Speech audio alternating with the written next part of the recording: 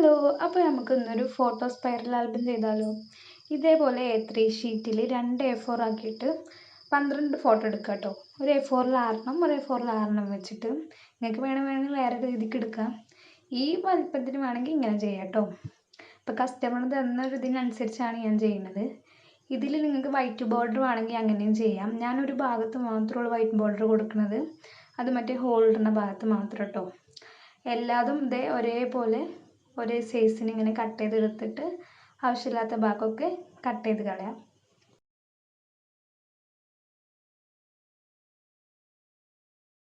ഇനി നമ്മൾ ഹോൾ ഇടുന്ന കറക്റ്റായി കിട്ടാൻ ഒരു കട്ടിയിലൊരു പേപ്പർ എടുക്കുക. അപ്പോൾ ഞാൻ എടുത്തിരിക്കുന്നത് ഒരു ബുക്കിൻ്റെ ചെട്ടുണ്ട് കേട്ടോ. ഒരു പഴയ ബുക്കിൻ്റെ ചെട്ട് എടുത്തിട്ട് നമ്മൾ കട്ട് ചെയ്ത ഫോട്ടോൻ്റെ വലിപ്പത്തിനനുസരിച്ച് അളവെടുത്ത് കണ്ട് കട്ട് ചെയ്യുക.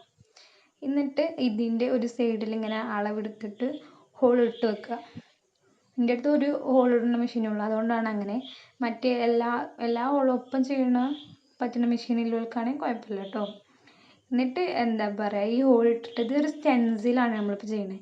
ഈ സ്റ്റെൻസിൽ വെച്ചിട്ട് ഇനി മറ്റേ ഫോട്ടോത്തിനൊക്കെ ഇതുമ്മേ വെക്കുക.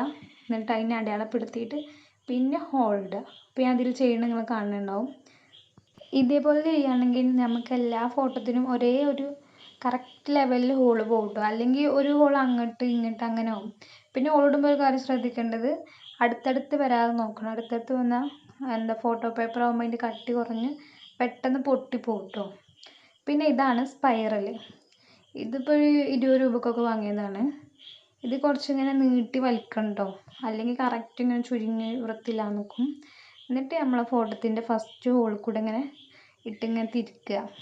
ജസ്റ്റ് നമ്മൾ കറക്റ്റ് ഹോളാണ് കുത്തിയിടുന്നുണ്ടെങ്കിൽ നമ്മളിങ്ങനെ തിരിച്ച് കൊടുത്താൽ മതി.